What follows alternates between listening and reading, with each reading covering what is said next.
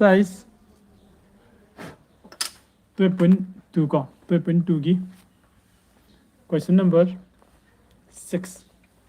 question number 6 is minasi question na hai se kaino koi hana gyan ta minasi ekho question number 6 ta hai se a minute hand ko minute hand of a wall clock one clock phalang gari amagi minute hand se is 4.2 centimeter long 4.2 se sang hai the find the area swept by in 20 minutes 20 minutes ta mana swept tauba ko swept tauba angle do adu putho hai adi man putho je sectorial angle putho hai ni ko say suppose eno ma lai rakhal si gari ma ka wall clock se chara ko mi jeksi amna seng na trace ko sigi lai riba phalang gari se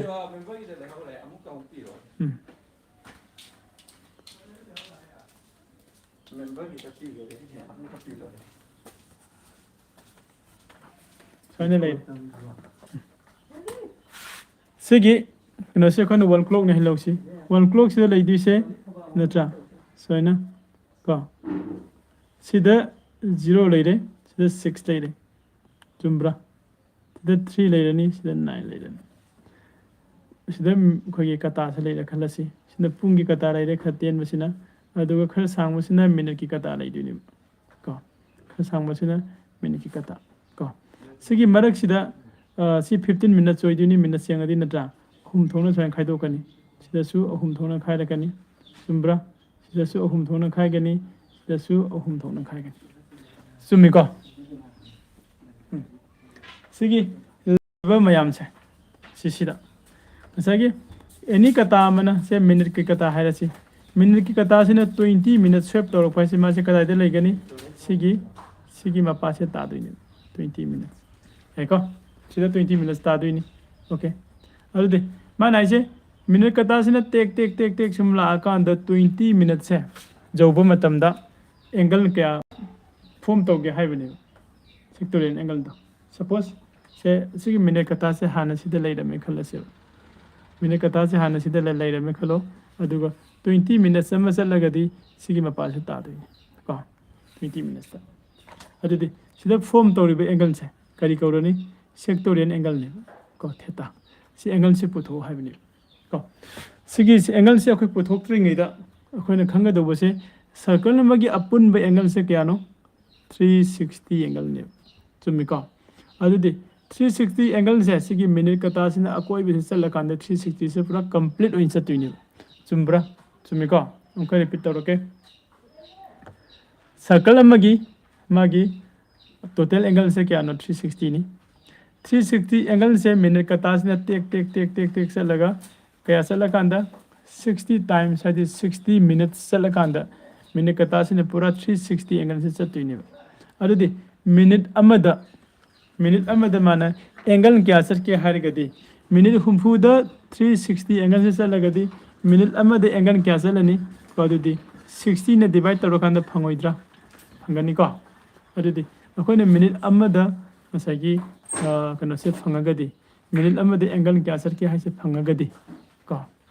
adudi minute humfu kana da 20 minutes da kya phangani adana khone yam line puthokpa yagan heko suppose 0 ne kak nagare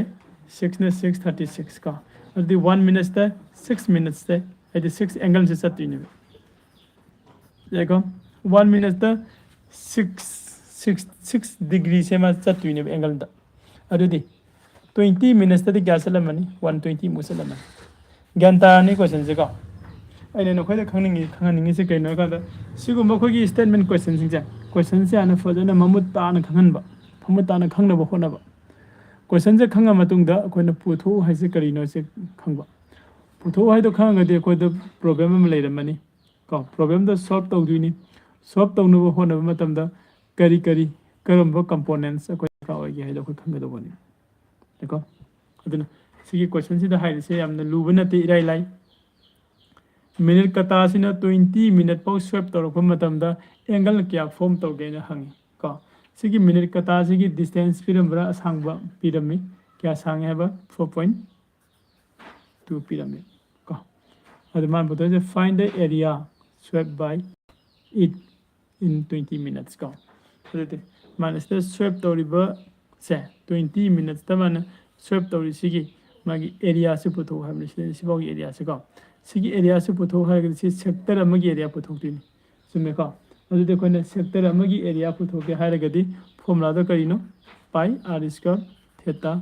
divided by 360 chumbra chumi ko si putho ke ha gadi koi r di man pyramid theta di koi khang bro khang di theta hai di angle do ni sectorial angle do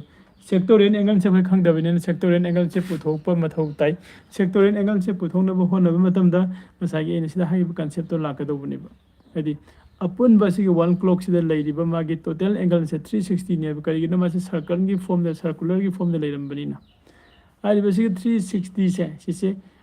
minute ka ta sin tek tek tek to ka 60 times mana around se pull complete or kan da di revolution nama complete or ba matung da 360 angle se complete oi duni ba adudi mana soina tik aina sat pasi sida angle kya sar ke ha do koi puthok mathok ta hai ba ko adudi 60 minutes ta 360 degree sat pungam maga di 1 minute ta kya chalani divide to kan da 6 degree chalamane 1 minute adu khanga de koi theta gi value phangani sida into 1 kana 20 na tawraga theta gi value phangaga de koi sigi swept area of swept do koi phangani hai ko adu whole chi jeng si exercise ko 12.2 ne question number kya question number 6 ko question number 6 ko as given as given take piramba length of the minute hand ko man pyramid se length of minute hand ko minute hand sigi asang se pyramid hai badi minute hand ga asang ma se kari oidino sector sigi jenga di radius oidino r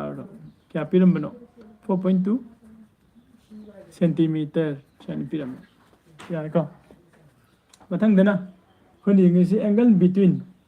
an or and hand ko nga sagi man swept to ko matam da 20 minutes ko swept to ra kan da phangbai angle do khoi jing do ko angle made by ko 20 minutes angle made by akano higher side question da have to kari hagi bino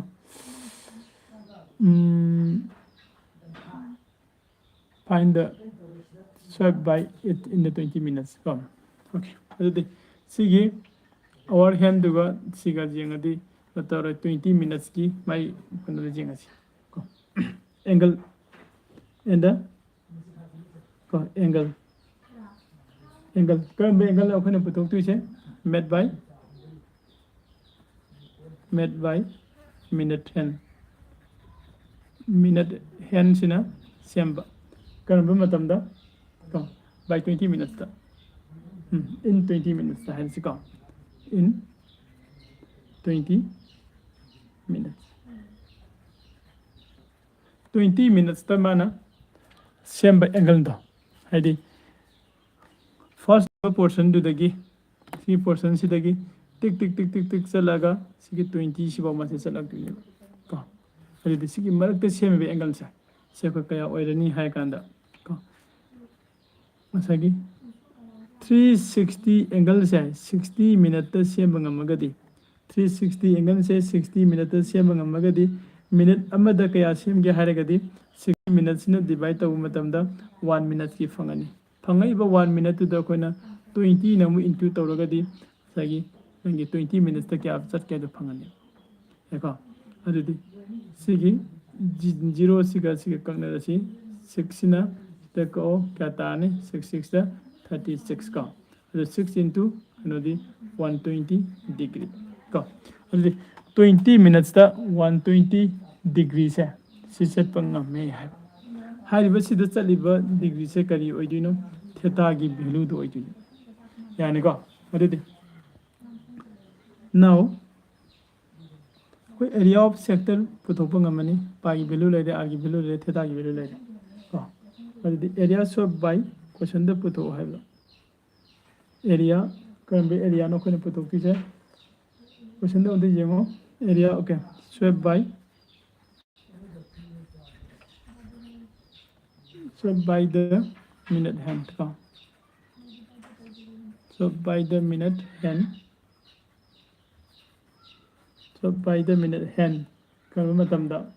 in 20 minutes da. 20 minutes ko. 20 minutes ta mana swipe tawraga semamba area do to puthosi habidi equal to say pi r square theta divide kano 360 sita habidi pi ki value di 22/7 into r ki value di 42 into 42 into theta di theta ho ko fangare 120 into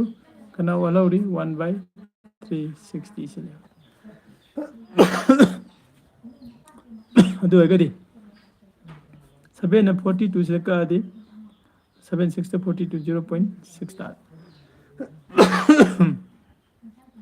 120 sina se ka di 120 3 ja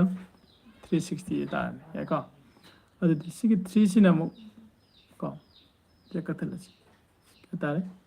0.2 okay kung ai horen tra adu equal to kya leba 22 into 0.2 into 44.2 ko sima khele kitang thuna na ba calculator signals ko